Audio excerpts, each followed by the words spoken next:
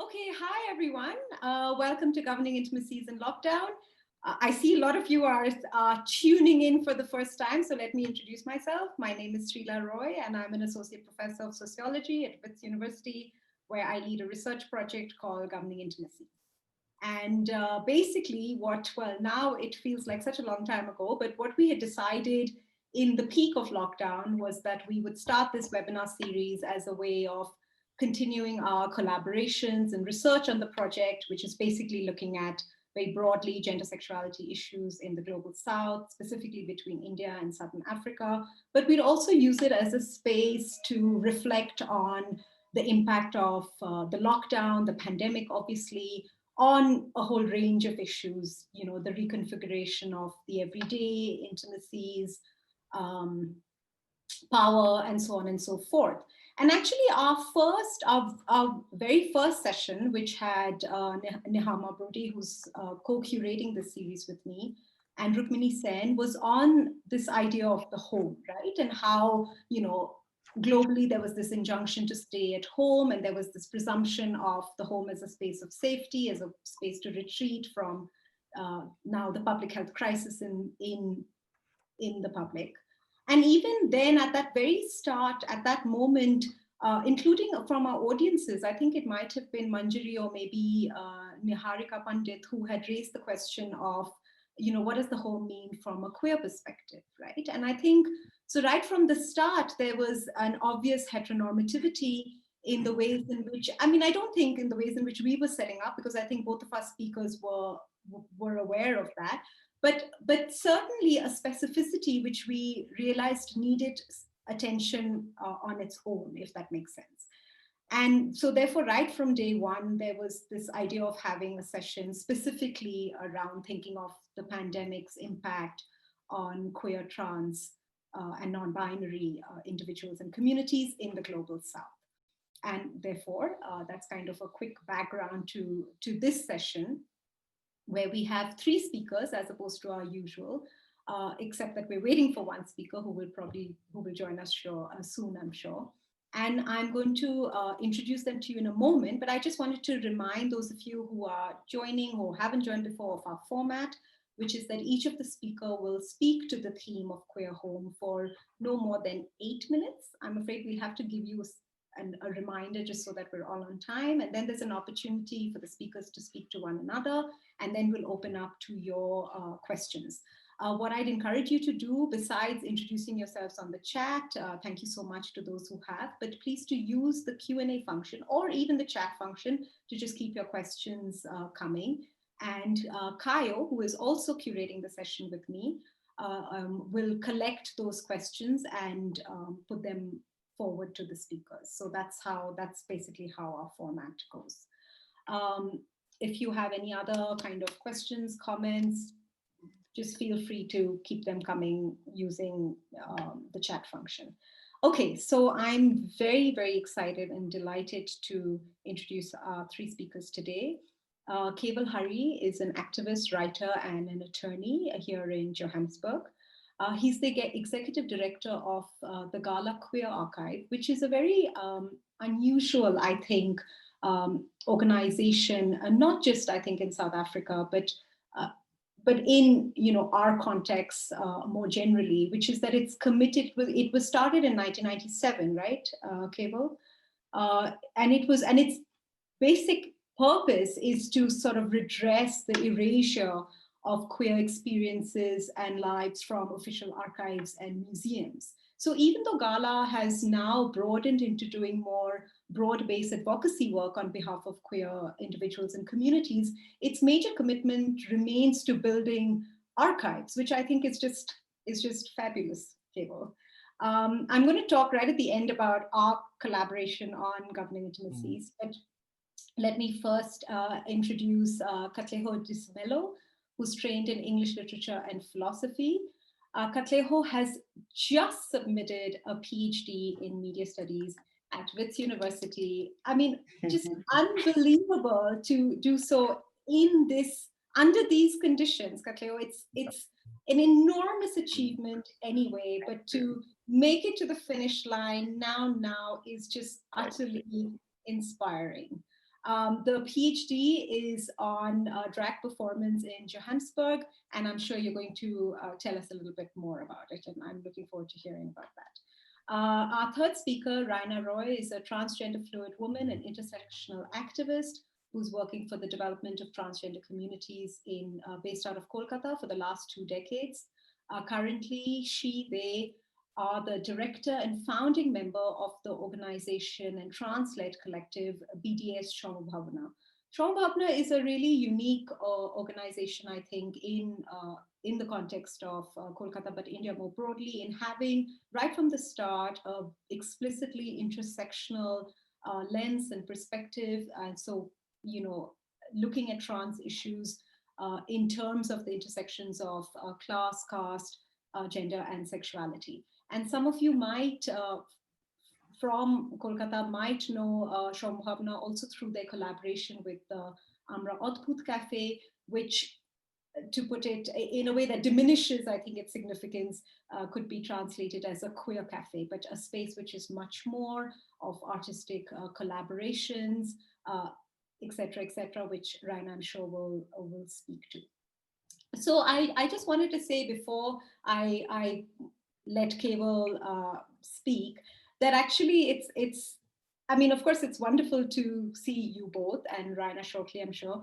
But it's also quite sad because actually this year was a major gig planned in Maputo, Mozambique, which was a collaboration between Governing Intimacies and Gala, where we were going to have a whole 2-day conference on this question of intimate archives, right? And we had a whole host of fabulous speakers, scholars, activists, curators, artists, between India, but mostly around Southern Africa, who were all prepped and coming to this event, which actually marks the culmination of a mini project which Governing Intimacies and Gala have sponsored, which has been to build an archive documenting the lives of queer individuals in Mozambique. And Caio has actually been the lead researcher. That's, again, that's not a sufficient way of describing Caio's energy, imagination, drive behind this larger project of building queer archives from the South. So Caio, it's also really great that you're curating this session with me. And even though it feels a bit sad that we're not all sitting in Mozambique right now eating prawns, that day will hopefully come soon. Okay, so Keval, over to you. Thank you very much. And it really is such an honor and a privilege to be a part of the webinar series, particularly because of our close connections with Governing Intimacies.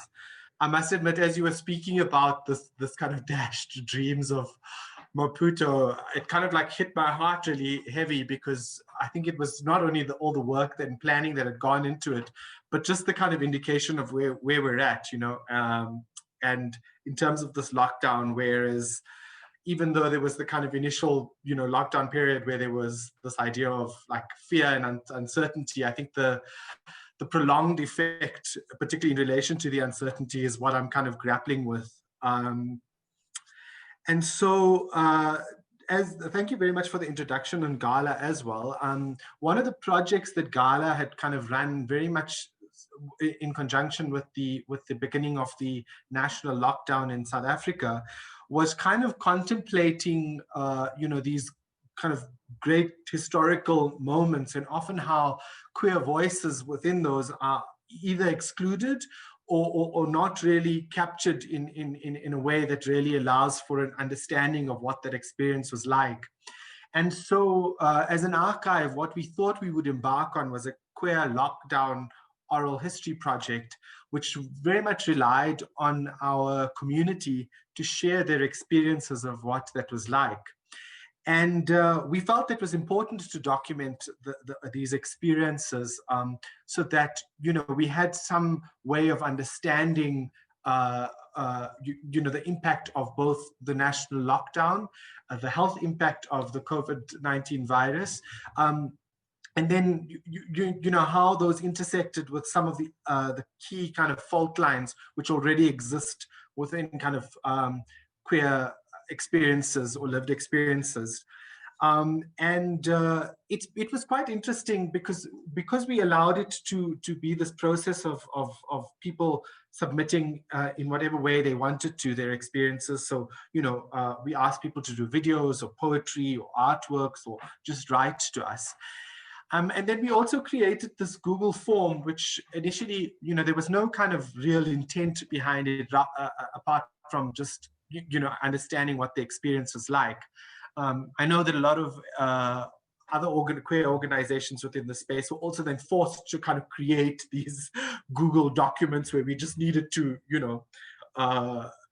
gather information. But ours was really more just to get an understanding and to also provide an opportunity and a space for the community to kind of share. And that was really interesting in terms of the responses that we had gotten. Unsurprisingly, the majority of responses came from within urban centers within South Africa, which already to us indicated the fact that, one, these formats or platforms, which have been really popular in terms of lockdown, like the Zoom format, or asking people to share on Google Forms, really has an element of exclusion because some people simply do not have access, and how we had to then think around that. But also how specifically when we spoke about the national lockdown, and there was quite a lot of rhetoric from the government around, staying at home, being with your families, protecting each other, and what that question of home means for so many of us within queer spaces. Right off the bat, this question of like, has the lockdown pushed many of us back into the closet? Absolutely.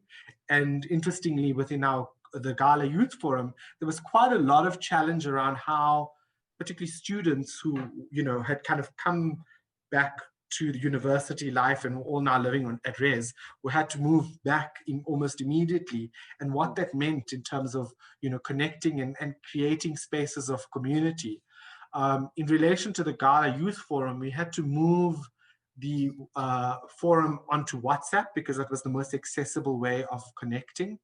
And people really needed that space. They needed that space of community. It was also worthwhile just kind of contemplating some of the responses that we had received. And I'm going to share some quotes which are anonymous, but some of the material that had come through the queer lockdown, particularly in terms of the huge toll on mental health and anxiety over this time, and the fears that arise out of that, particularly within the queer context, and then specifically the lack of psychosocial support within our communities in supporting individuals who are struggling. But there were also kind of moments of clarity for a lot of people. So one quote that I found quite interesting was, see, the way I saw it, that the lockdown offered for no distractions, no grinder hookups to occupy the loneliness at night, no friends to occupy my home, nor any clubs to attend. It was just me and my own company, and whether I liked it or not, I had to meet every version of myself. And then there were also quite a lot of engagements around internalizing, I suppose, our own ways of thinking out aloud within these spaces, and how those really played out with either a lack of community, sense of community, or these online spaces which then allowed for it. So interestingly enough, in terms of creating community, one of our experiences over lockdown was that the various NGOs that were working in kind of various spaces were able to really come together in one, meeting the need where government wasn't. And in many senses, government was really not focusing on queer lives, particularly as it affected queer migrants or asylum seekers or refugees or sex workers. And how we were able to work with these with communities in order to support them.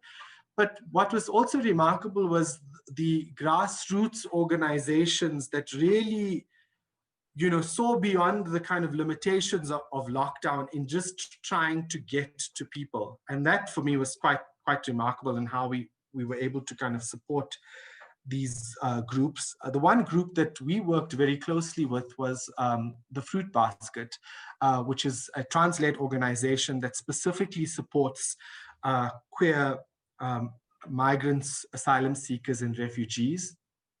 And very much from the outset of the lockdown, this community, which was already under siege as a result of the high levels of xenophobia that exist in within South Africa, but were also almost immediately kind of economically excluded. And so the opportunities to then bring them into the fold meant that we had to find interesting and innovative ways of connecting. And often that meant providing support electronically without having to meet, because it often also wasn't very safe to meet within those spaces. And I suppose another result of that is the impact of law enforcement officials or law enforcement within the South African context, which often really is so violent and brutal towards poor, Black, and queer lives, that people knew that during this heightened sense of securitization of the state and monitoring people's movements, that this was effectively going to impact most directly on queer lives. And so that feeling or sense of being quite trapped in your own spaces, meant that it was often quite difficult for us to reach out in ways that we wanted to. And one of the reflections of the Gala team from Lucinda O'Connor, who was our volunteer at the time, who was collating a lot of the lockdown project, was that what we realized was there was actually no right way to do this pandemic. Because even without this pressure, there still lies this pre-existing challenges that are only exacerbated by the COVID-19 and the lockdown itself. And so in many senses, it left us with a sense of, one, as an archive, it was really important to kind of document this, but it was also essential to not necessarily prescribe what we expected to gain out of this, what was the outcomes. It was really just more, I think, even within the current context, an opportunity for our community to just share and connect, in very, very important ways. That's all I wanted to say for now. So I'm quite excited to hear about some of the other panelists. Okay, so just before we move on to Katlego, we actually have a bit of a change.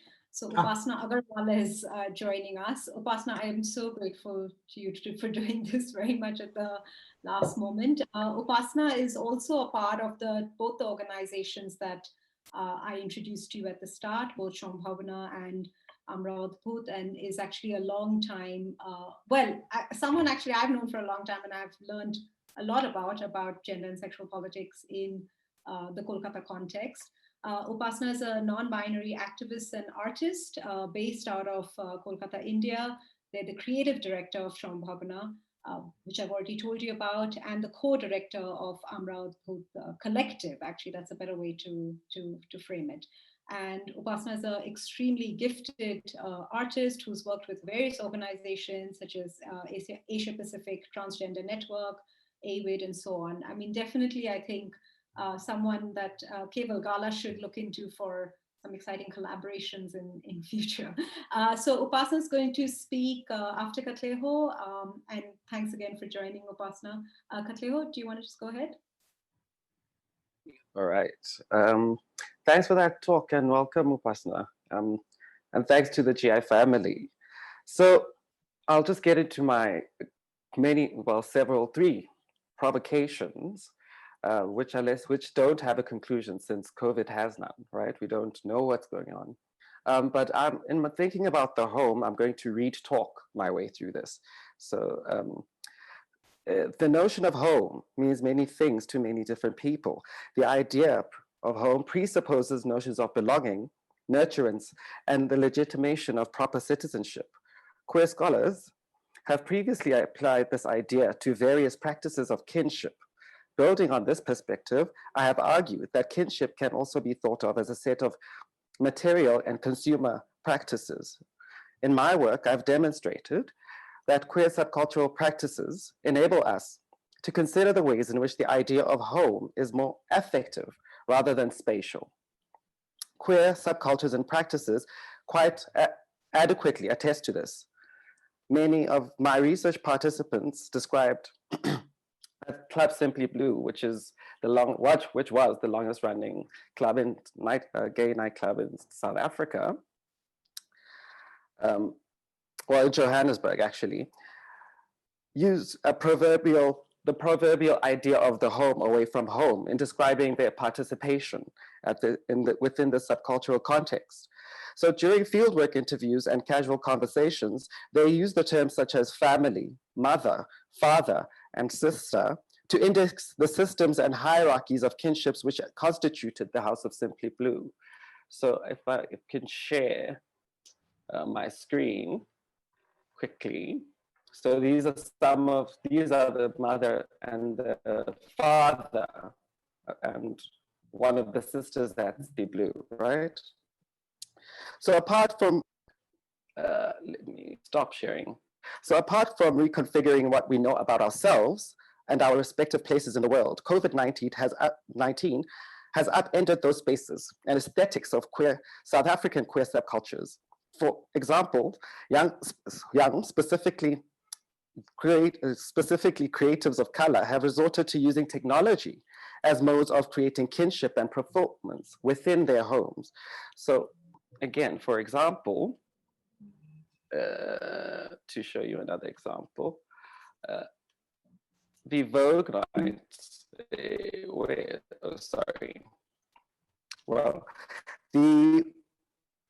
Vogue Nights Josie, on-board collectives have had to move online in order to practice their pageants, their Vogue pageants.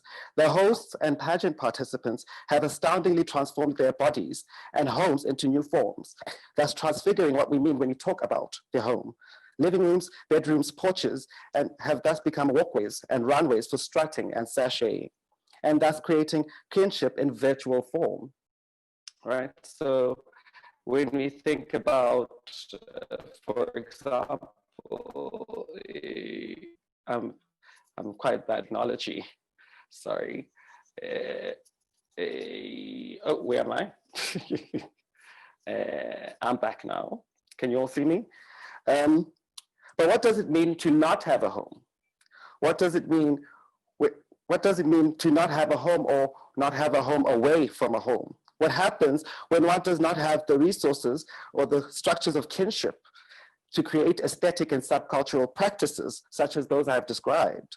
So I don't know if you've recently heard about this highly mediated event with the We See You collective. So what happened was that a collective of young Black and colored queer activists, in fact, what they did was to apply or just occupy basically a house in Camps Bay, and they refused to leave.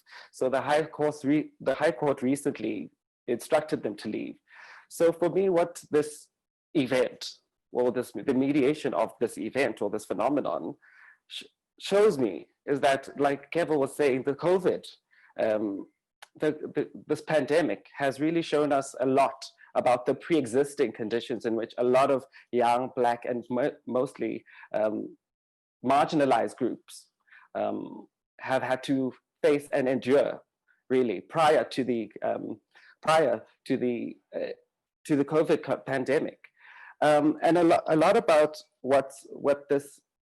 the fact that what they were saying is that not having access to jobs or homes or a lot of that, for me and many other people, demonstrated another key element of dispossession, which is a very important concept or idea or, in fact, about our socio-historical context. So in my concluding these provocations, I'd like us to reconsider class and race and placedness as vital aspects of creative reconfiguration of virtual subcultural practice and kinship making, or how we think about the home. So how does the class and race, placidness, ability help us think about where we are as we are trapped in our homes and in various forms of closets, right? How can we then begin to make sense of queer futurity and utopic subcultural praxis, as has been theorized by many people, when we don't have homes, jobs, places of food during the COVID pandemic?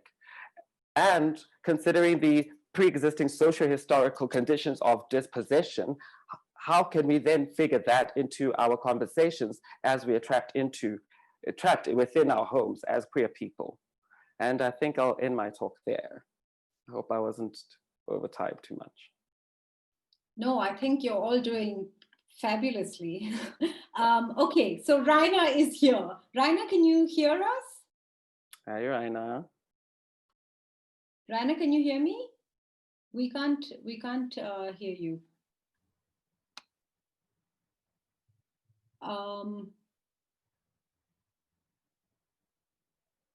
Let's see, is Raina muted? No.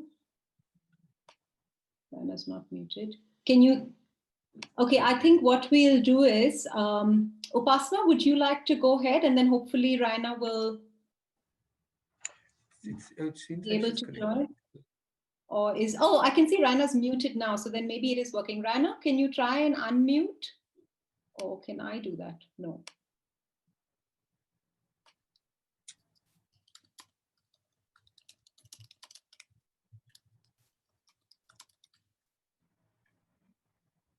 Still muted.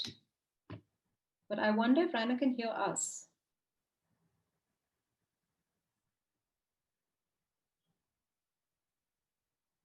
Upasana, do you want to start? Hi, Srila. Yeah, sure. I'm sorry I'm not able to come on video. I'm actually Raina's back. Hello. Great. We can hear Raina. We can hear you. Hi. Hi. Hello. Raina, I asked Upasana to join. So is it okay if Upasana speaks and then you speak? She just started talking, but you can hear us, right? Yeah. Perfect. I don't have one. And we can hear you clearly. Yeah, everyone can hear Raina? Yeah. Great. Okay, excellent. Okay, Upasana, go for it. Yeah, I was just listening to what Katlego was saying, and I think so many things resonated. This pandemic has definitely, I think brought in a different dimension to how we look at queer organizing and how we look at queer homes. And, kind of organizing a space like Amra Adbhut, which has always been a sort of a queer home in transition, so to speak. It's interesting because on one hand, home itself is such a traumatic space for most of us, right? And so this lockdown kind of amplifies that sense of trauma and that need to escape. And I think for most of us, not having a way to connect with community at this time has been extremely difficult.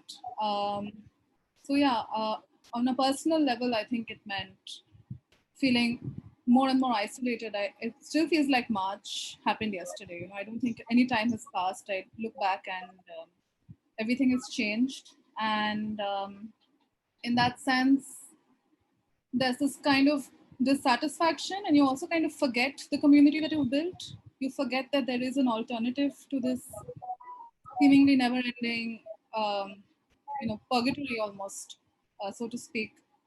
And yeah, so that's on a personal level. And I think if we look at the community at large, there's a very diverse population of trans people and queer people in Bengal.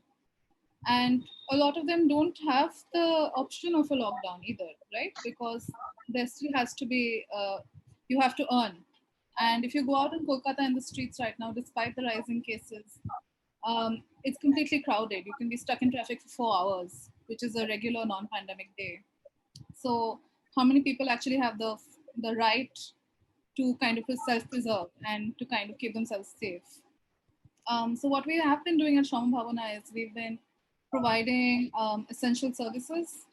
So around 900 trans persons, I think, in West Bengal that we've been giving food to and PPE equipment to. And there's been this whole fluctuation in mental health and trying to kind of course, it's very disproportionate because organizations only have so much resources. And so maybe we can give mental health support to 20, 30 people, but the numbers are actually far more dire. And also these numbers are inaccessible because we have to look at how many people have access to internet and phones. And then the community space also shifting to this kind of online, it kind of takes away from that one-on-one situation, right? Where you can kind of just interact with folks on the street. People hear about you and they come to you. And in that sense, there's been a shrinking.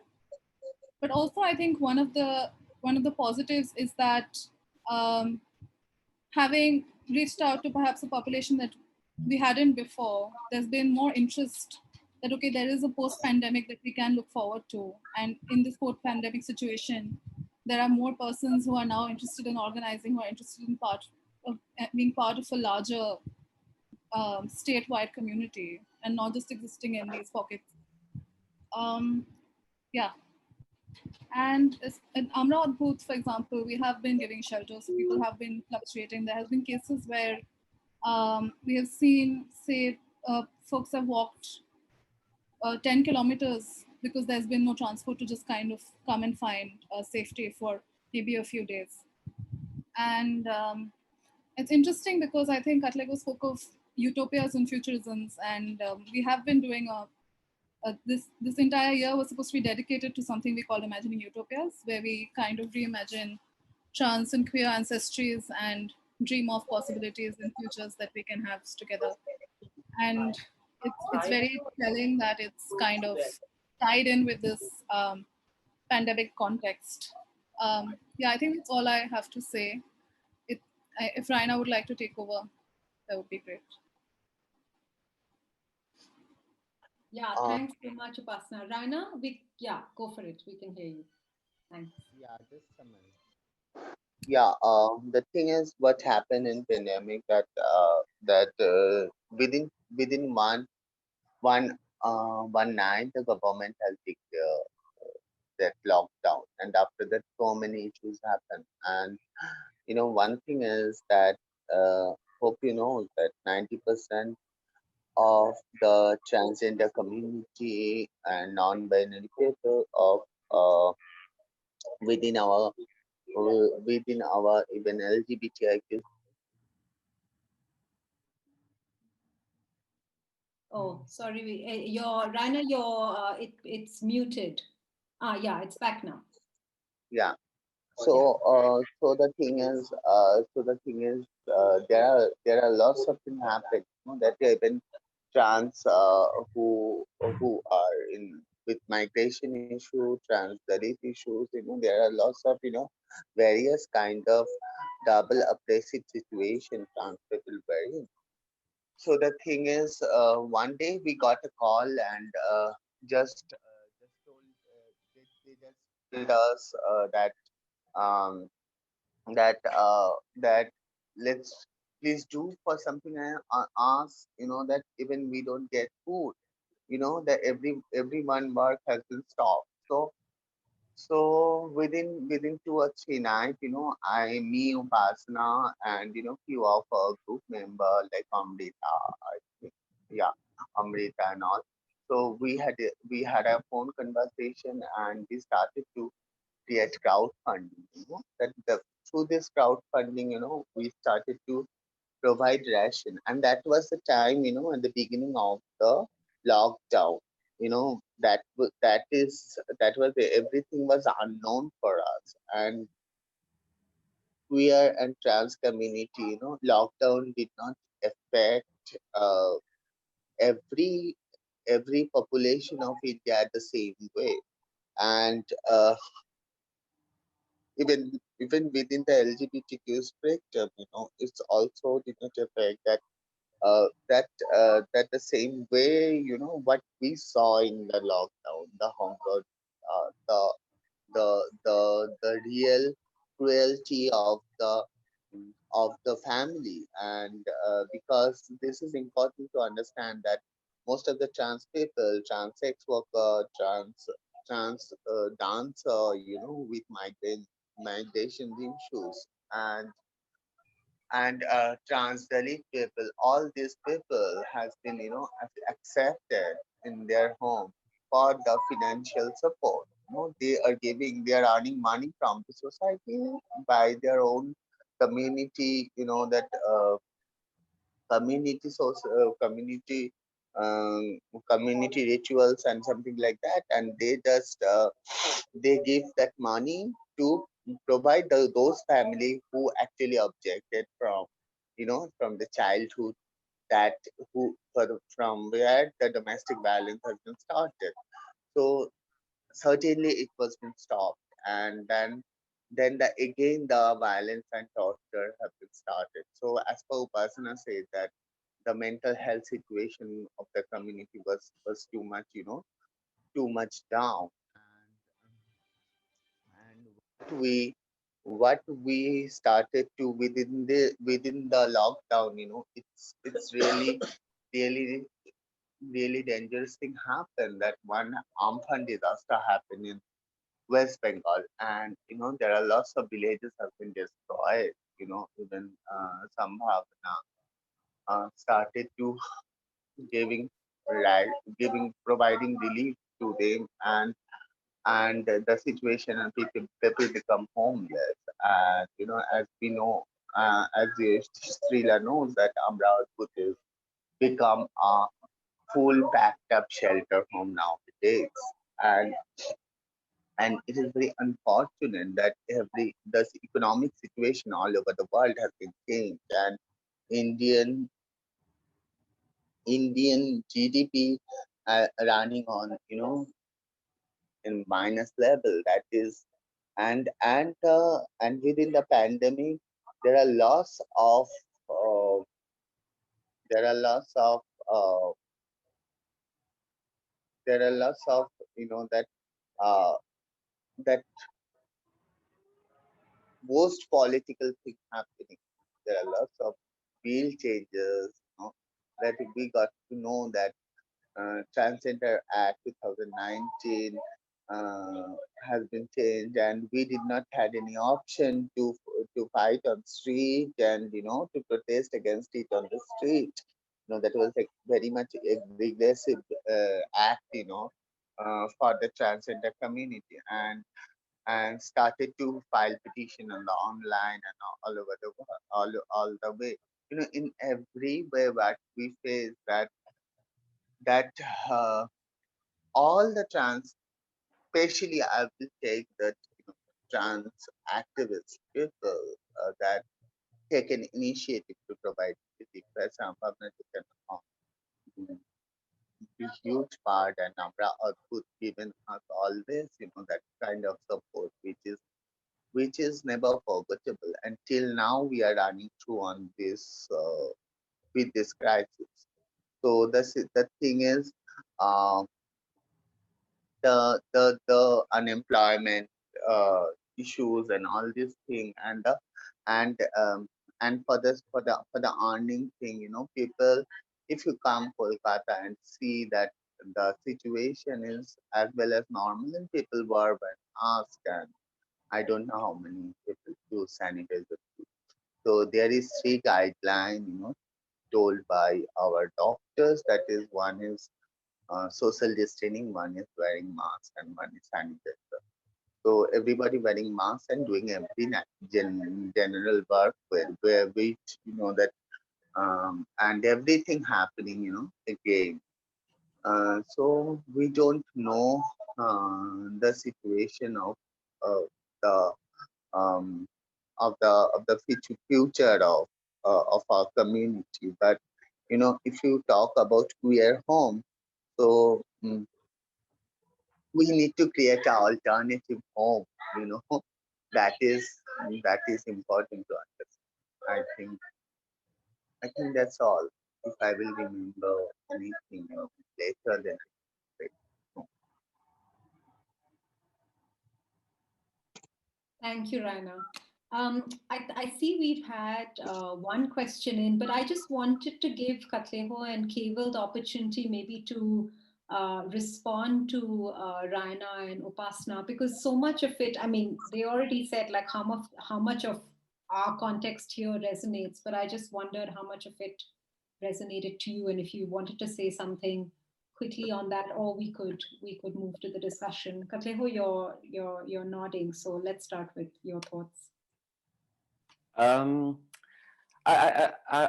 resonates so much, and it's so funny that it's not actually funny. A lot of the issues that you speak about, the pre-existing conditions, social historical conditions, were exacerbated by the world coming to a stop still.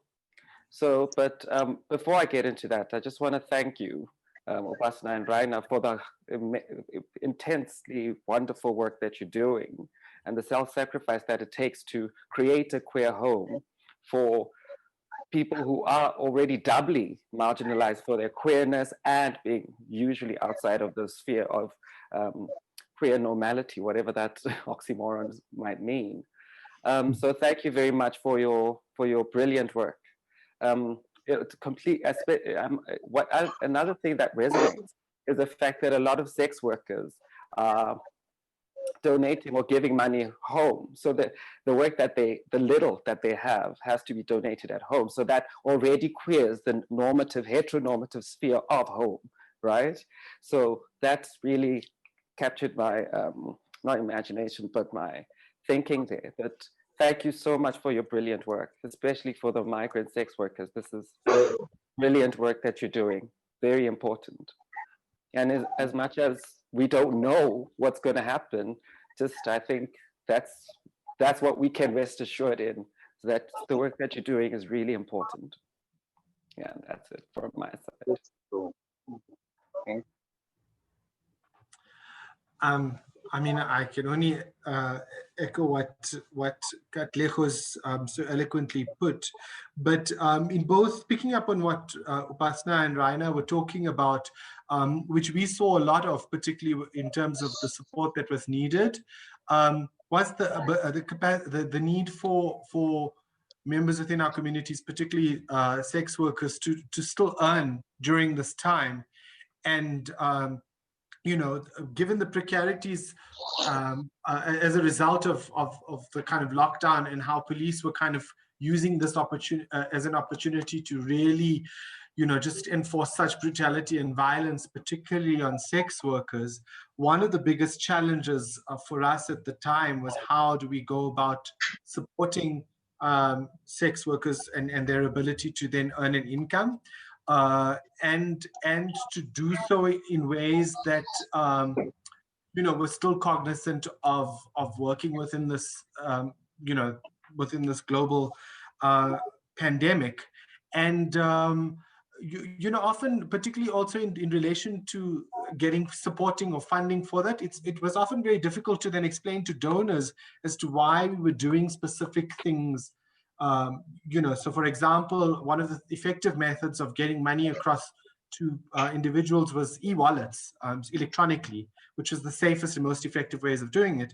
But within the kind of you know, donor system, there's a high level of mistrust with this idea that you have to give these bags of food, you know, which is just bizarre, because people don't have the same sense of agency of just determining how they can really spend this meager 500 rand that you're giving, you know, which is supposed to sustain people.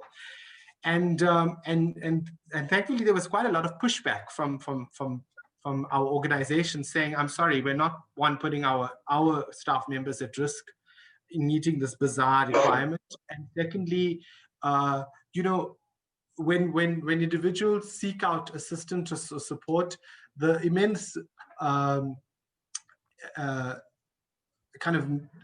the immense requirement of, like, to do that, to just reach out, is in itself such a strong thing, that you're not going to have many people who are just, you know, I don't know, using the money for funds that you think, you know, are not supposed to be used for, like, relief work. So it was really about us pushing back. And interestingly enough, that was where creating the sense of community amongst NGOs who were working very separately was very important.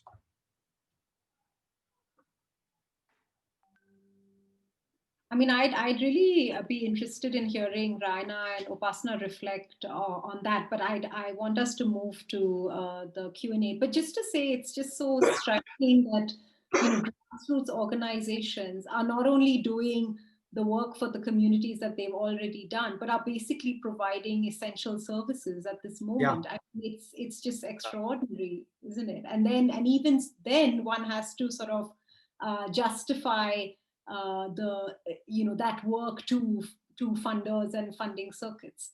But yeah, let's move on. Kayo, do you want to go ahead? I see we have at least one question, and you might very well have your own thoughts to share. Yes. Thank you so much, all speakers, for this amazing panel. I do have a lot of thoughts and questions, but first let's prioritize what we received from the audience. First, we have here a question from Noam from the GI family, who's asking that many speakers spoke about the issue of queer imaginations and queer utopias. And you also spoke of a little bit of the ways in which those imaginations are being changed under lockdown. Can you please explore a little bit about that? Because and now this is my own take on Nom's question, that as Katlego mentioned, utopia requires futurity, requires this imaginative engagement with the notion of the future, because the pandemic is a time of such visceral uncertainty. I wonder what are the possibilities for imagination of the future? And so this is one question. The other question that we received from Nehama, who's also a part of the GI family, and I'm also editorializing a little bit. I found it very interesting how Katlego mentioned the question of pre-existing conditions, which incidentally is the kind of medical vocabulary that we speak about, you know, like diabetes, hypertension, these are all pre-existing conditions, but there are also social and political pre-existing conditions. Katlego mentioned class and race. And Nehama was wondering, in the Indian context, from our colleagues from Kolkata, Upasana and Raina, can you speak a little bit about caste? What is the role of caste in terms of these pre-existing conditions? So let's leave it at that, and then we go to some more questions. If I can, I keep nodding and I'm unmuted, but the issue of, or the concepts of futurity and utopia, from my understanding, are highly theoretical terms, right? And were thought about before the 2000s. And now the thing about COVID is that we're stuck in the now, right? So conceiving or discussing futurity, for me, would be a bit premature, considering what we had to deal with in the past. For example, Keval spoke about the fact that Keval and Raina and Upasana spoke about the fact that police, I call them cops, have been clearly abusing sex workers, right? So what is it about the state that already targets such a doubly marginalized communities? So during COVID-19, people were being forcibly removed from their homes, queer or not, right? So already the state has already targeted marginalized communities. And this is a historical issue of dispossession along issues of migration, class, ability, placidness, all these vectors of identity. So that's why I thought about questioning what is futurity when we're stuck in the now, in such uncertain times. So yeah, I mean, I don't have a clear conclusion to these provocations, but that's where I was coming through from. Yeah.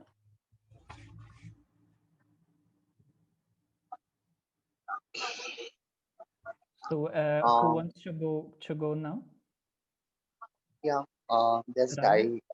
Yeah, I just feeling to say that that as the way the race is, racism is a big big challenge for the for the for the country, your country. And the same way, whether differently, caste is very much related with the class of the people. That if you look at the Dalit villages over in India, and even in Kolkata, the slum areas. So there are huge community people are living together. That in and the situation of before few days ago, that one rape case happened in UP. That the brutality and the dangerous and and and immense torture faced by our own Dalit women, and it was burned, after that the body, that without knowing, without the family is not getting the body, that one thing that I'm talking about sees Dalit women. So hope you can understand that, queer and trans Dalit people situation over here. And I think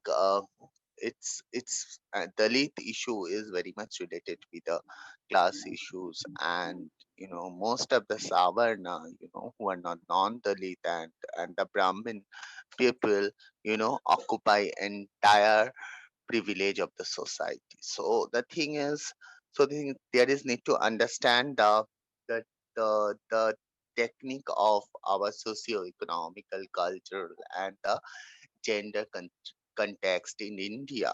So in Bengal, it works differently, but it's also important to understand the grassroots organization or the grassroots community is, if wanted to be in the part of the LGBT um, movement, in internationally or nationally, it means that is also be a big challenge. And within the LGBT community, at the privileged awareness section. So it is important to understand that hierarchy and power dynamic always work. And at this situation, that within the COVID there are lots of law amendment happen, without knowing any bodies of those community. And there is need to politicize by fundamentals and communal government, who actually willing to invisibilize the maximum community people of from the every minority section. So the situation, the understanding of the situation is very very challenging over here. And for us, it is always we are always taking preparation, that how how we could, that how we could take, that will take those challenges, and what would be our strategy, and what would be the action, even then we need to prepare. So we are preparing that, and we are working on it. So that the challenges which we face, and really of the the future of this world is very big question for all of us. And the existence of art is become a big question. Mm. So the thing is, it is, we don't know what would be happen, but that I this is not the time to think much more, which is not within our I think so, as per my experiences, what I have seen in my life as an sex workers, as an trans grassroots activist, what I have faced within my life, and as per my experience of my live experience of my life, that what I could say, that immense challenges we have been facing, since ago. And And it is important that home is not a very big, that very small thought. Home is a very uh, big context here, and you need to understand all sort of operation of the people, and you need to don't ignore those rights which is actually, you know mm, actually they can achieve, but the invisibilization politics is, and the brutality they are facing, with this pandemic, they are in the most big situation, and it is not very practical to all of the community people holistically to be in home and use online. And even people don't know in India that our government declared the digital India. Even people don't have the smartphone. To all of the people, there is 130 crore people in totally in our country. And how many people knows that there is a there is a there is a there is, certain kind of near is happening. So the thing is, and how people could access, this kind of online and mm, digital facilities. And if you look at the huge inequality of the economic situation, and then it is really need to understand their point rather than those people's point who are actually uh, come and give us advice. But it is always important to remember that we need to save our community anyhow. So so that is the recent situation of the Dalit issues over here, if you look at the intersectional perspective. But um, yeah, this is all this thing also happen with women with minority issues. That is important to understand. That I could say. I can say much more. Thank you. Let's take a few more questions. We have a question from another question from Nehama to Keval, which is based on the testimonies that you received with the lockdown project. Are there any parallels that we can trace between the experience of queer people now under the pandemic and previous experiences of siege and isolation, if that is something that came across from the testimonies? And then I have a question for Keval as well, which what I find fascinating about this project is the voluntary aspect of it. So you are basically asking people to almost to donate their stories to a project of historical legibility. Let's put it that way. And I find it that extremely productive, because you give people a chance to inscribe themselves in an archive, which is not actually how archives are made. People get inscribed by structures of power. And this is like, I think the voluntary aspect of it is very interesting, but it's also very challenging. And I was wondering, what, first of all, if you have a sense of what actually what is making people to be willing to share their stories, first of all, if that is something that comes across in the narratives, and secondly, what are the challenges in producing precisely that, a situation in people are willing to share their stories, if there were any challenges in this process. And then I have a question to everyone else, I guess. I was very interested when Katlego spoke of dispossession as a concept that is very important in this context that we are debating. And then when Upasana spoke of the home, not as the kind of domestic space we are accustomed to, but as a traumatic space. And I think imagining the home as a traumatic space really puts a spin on the kind of more bourgeois understanding of the home. And I think this is something that is across all the interventions, the need to reimagine the concept of the home. And that brings me to what Raina was saying about the importance of community organizing and shelters.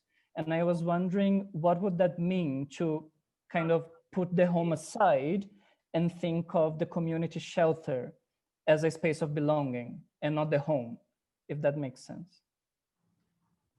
Thank you. I don't know who wants to go first. I'm happy to chat to the two, speak to the two questions that were raised. Mohammed, that's a very interesting question, and my mind has often over this lockdown period, kind of gone or referred back to the kind of AIDS pandemic, and particularly its impact on queer lives.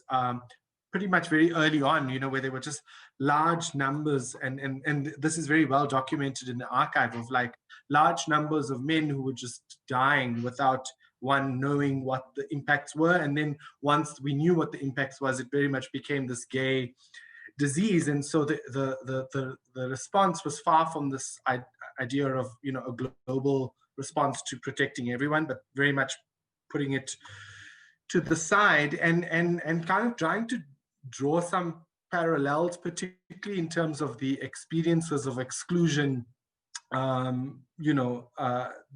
that I think often really challenge our understandings around health and disease and queer lives in general,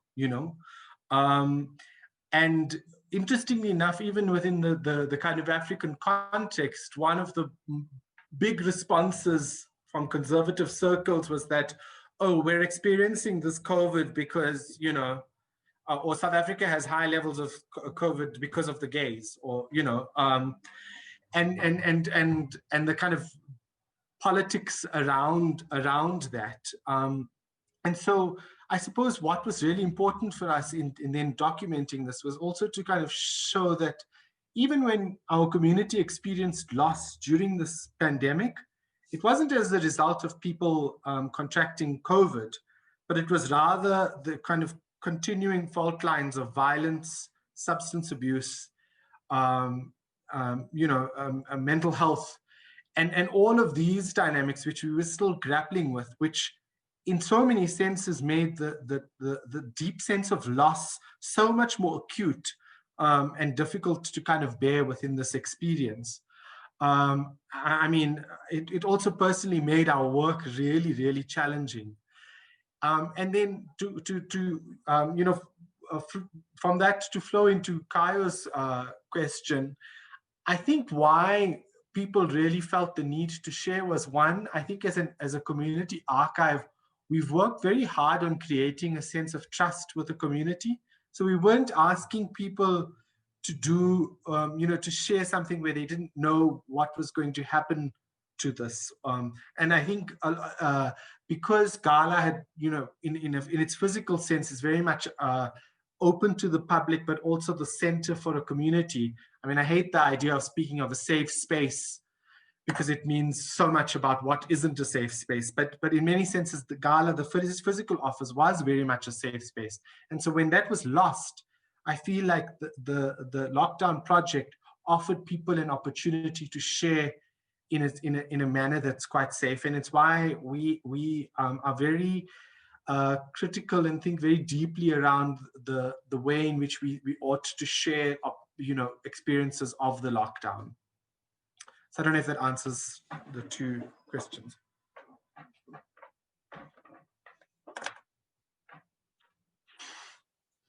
I know Upasana has to go, so maybe Upasana can just answer quickly before they leave. I'm so sorry. Thanks, Sheila.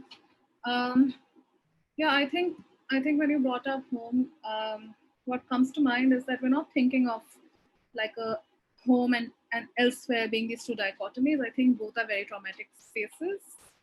And when I think of home, there's a sense of absence. So where we think about the shelter, I don't think it can claim to be a safe space. I would say that what we can aspire to is always something imperfect.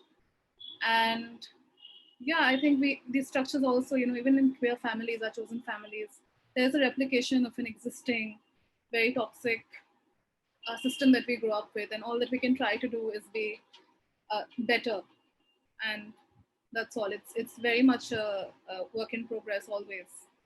And just to speak a little bit about what Raina said as well about what's happening in India right now, is when I said that futures are now very, this is like a bittersweet thing to think about, is because what's happening in the country is it's very heartbreaking, and perhaps it's always been heartbreaking, but now it's kind of undeniably so. And the legislation that has been passed, even last year, the UAPA is the reason so many activists are now in prison. And if we think of the FCRA laws that have recently been passed to kind of bar local organizing, there are several trans-led organizations right now, in fact, that have not received their funds for months, and these are very grassroots, very district level organizations. So there's this added dimension to the pandemic that the government is kind of taking advantage of. So it's a very precarious space to be in, I think, as a community. Yeah, that's all I'd say. Thanks.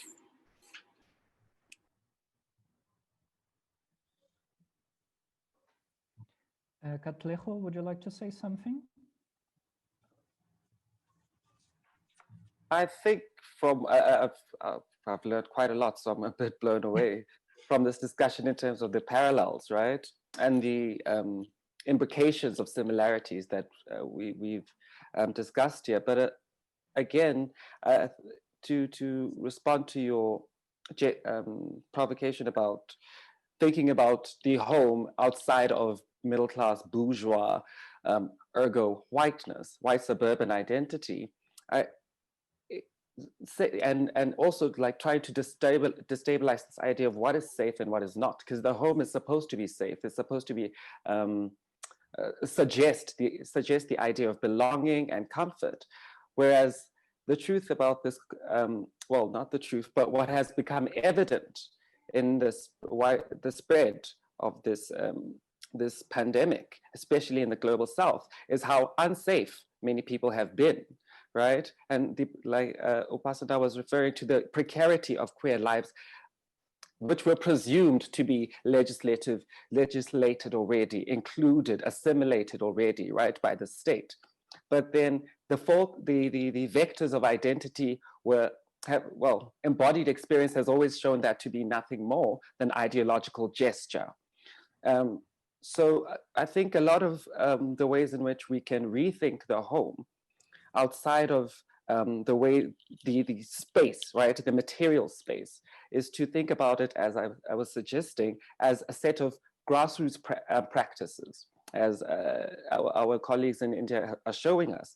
And I mean, I thank for places for Keval and places like Gala, where I lived for so long doing my MA and my PhD, where even though we have to destabilize it as a safe place, but then yes, it is. And I don't see it as a binary, right? To say it is or isn't. Maybe it can be both, right? Because clearly what is being shown is that work is being done and lives are being affected somehow.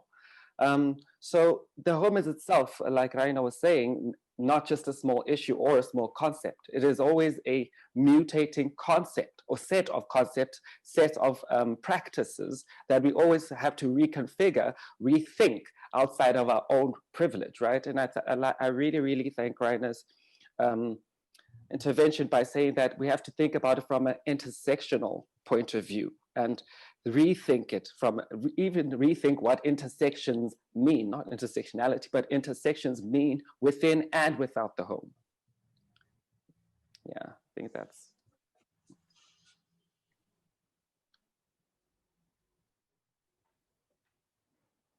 Okay, we have a last question for Raina from Debjoti, a postdoctoral student at the University of Pretoria. And he's asking about the issue of organizations such as yours providing essential services. And again, I find very interesting the use of this term, which is a term that we associate with, what was allowed to function under lockdown being applied to an organization, NGO, queer organization.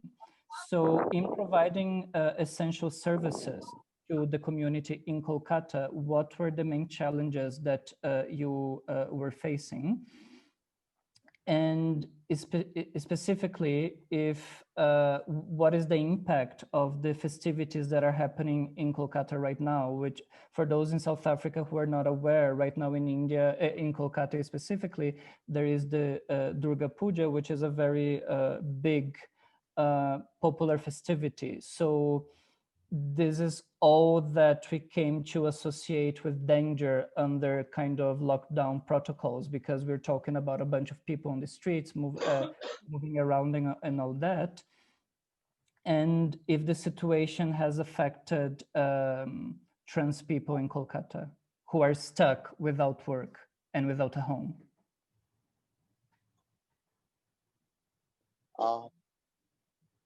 In Durga Puja is related with the source of main of our people, and there are lots of artists who are working for the for the for the for the for the for the for the festival, that and this is a earning source of the people's, to survive their life. And even we all could understand that there is something happening where is talking about the maintaining social distance, wearing mask and all this thing. And pe- people of the every clubs and every organized puja committee is trying to create a new normal, to follow the new normal guideline of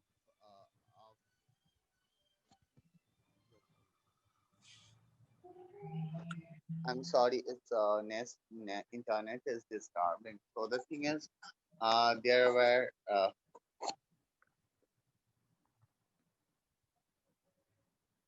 can you hear me?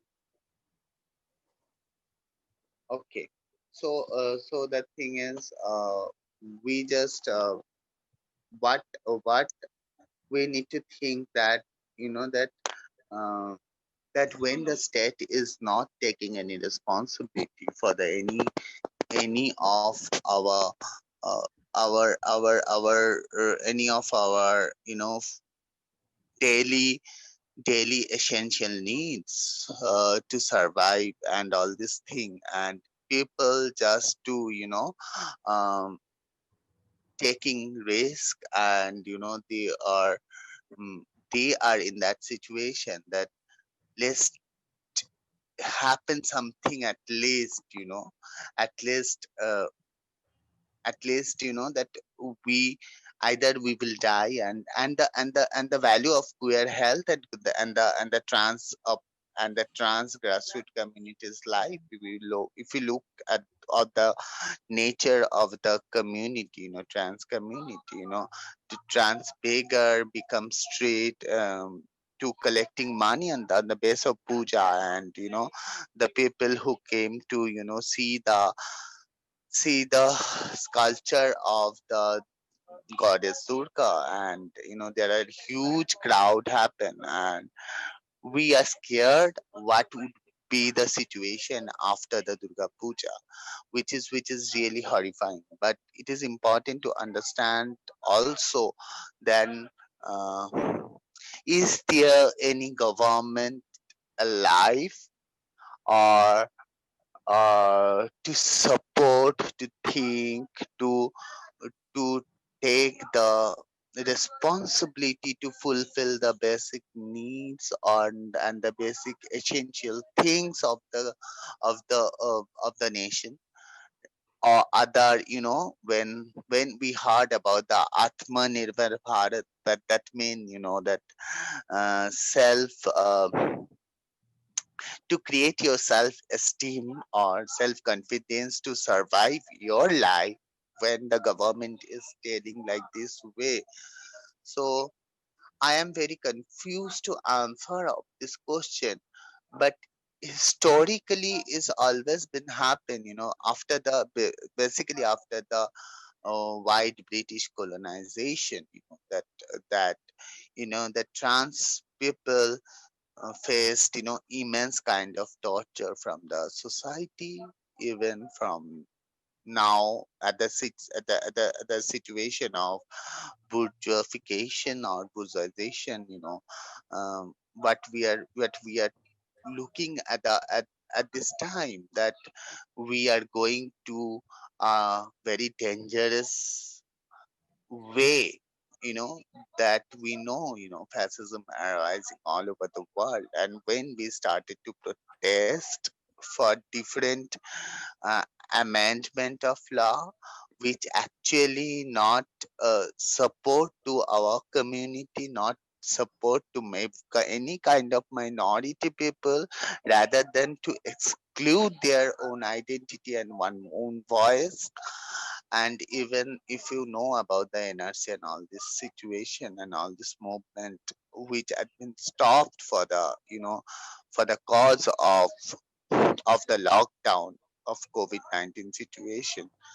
So I am no one to tell that to stop your own fight of your existence. But what I can do, that as an grassroots, or as an organization, it is I think it is our duty to make understand the funders that the situation is like that, and we need this kind of support, and funders should be empathetically understood that what kind of support at this situation in these countries has been needed. So the thing is, after Durga Puja, yes, is heavily the COVID, corona positive cases would be increasing, and we don't know what will be the situation at the winter over here of what would be the virus will be taking shape in cul- Indian geographical context, and how it will affect to the human bodies. And really, it's a time of scaring, but it's also not to forget that safely how we can divert our mind and think positive too. And yeah, that is also that when this lockdown has been started, we me, Upasana, and most of my colleagues, uh, giving 18 hours per day for work and to support people, and all this work has been uh, you know going on. But what would we like to do, you know do to keep in our watch the situation of the minority community, and especially for the trans oppressed people. And uh, and when I have no option to give them an opportunity to to do their own thing, to think their own thing, and and when the radical spectrum, it's when the movement was rising in different way, and the situation is turning towards the opposite way. And how what what is but and when we are facing all this challenging fact, and challenging barriers, so we need to identify the technique to overcome it, rather than I really tell people, and cautiousness of the people. And where the Durga Puja could not stop anyway, where the state government is allowing to do the puja, and the anti party is trying to prevent the minister voice, but not anyone thinking about the people of the country, or of the region. So that entire holistic context need to be understand. And I think yes, we are trying to tell people to maintain this thing, and this guideline is told by WHO, World Health Organization, and all this stuff. So, but I don't know that how far it would be practically possible uh, to uh, to create a sense, about this virus and all, how it will affect after the puja and within the puja. So that would be become a festive mode. But now, till now, we are not, looking at that people are too much happy about the Durga Puja, but people are started to planning that what they will do in the Durga Puja. So the thing is, this is not only about the puja. This is, when if you look mm, at the Babri Masjid and Ram Mandir case, that that time also uh, political leaders went and they founded that Ram Mandir, and all this sort of thing happened, within the pandemic situation. And and to whom we need to raise our voice against, to whom, rather than to to tell people again and again of our community. That is important. So I am no one to tell it, but yes, that is our assumption that after Durga Puja, the positive cases will increase, and the numbers we get uh, through the social, not the uh, through the television and the news, that how could we believe that is the correct number of the positive? Yeah. So that is another question for Yes. Kayo, I think we're really running out of uh, time, but I see that we've still got a audience with us. Kayo, did you want to say anything, or shall I just wrap up quickly? No, I just want to thank all the speakers for the amazing panel. Thank you, guys. Yeah, thank you. I mean, I also just wanted to say how I'm really grateful to Raina for talking about this other additional, how they're kind of layers and layers of vulnerability, right? And, while we're talking about that very specific, the very specific local context of what's happening in West Bengal with, one major mass festival coming up, but also the fact that, India is under an authoritarian regime, and obviously that inflects everything that's happening. So I'm really grateful to Raina for bringing that, especially I think to the attention of international audiences who may sometimes forget about it. But the other thing I wanted to say to all the speakers today is that even if our capacity to imagine a future might seem diminished at this particular point, I think as queer scholars and activists, which, by the way, I see as integrally linked. I mean, I see those of you who are activists and curators as producing knowledge, and those of us who are scholars as obviously being, in dialogue with those communities and also producing knowledge. But I suppose what I'm trying to say is that, all of this labor is about shaping reimagining the possibilities of the here and now, even if they aren't about the future. So I think even as this session might have seemed really heavy in some respects, right? Not least in terms of getting us to think about what the home means. I think there's also so much in this little small awkward gathering that suggests that we are in our everyday changing things and making new things possible outside of what we think of as very normative and very oppressive. So thank you so much for giving all of us, I think I speak for the whole audience, a glimpse into those possibilities today. So thanks. And just to say before I forget that we have our next session on the 28th. We don't have a title, but we have two fantastic speakers. So let me tell you who they are. We have Professor Lorena Nunez, who's my colleague at WITS. Lorena is actually a trained anthropologist, so she's in the sociology department, and she's a anthropologist of health, which is some of what she's going to talk about. And she'll be in conversation with Atreyi Mujumdar, who's in the law. She's at Jindal University in Delhi. I don't think she's in the law school. And she's also an anthropologist by training.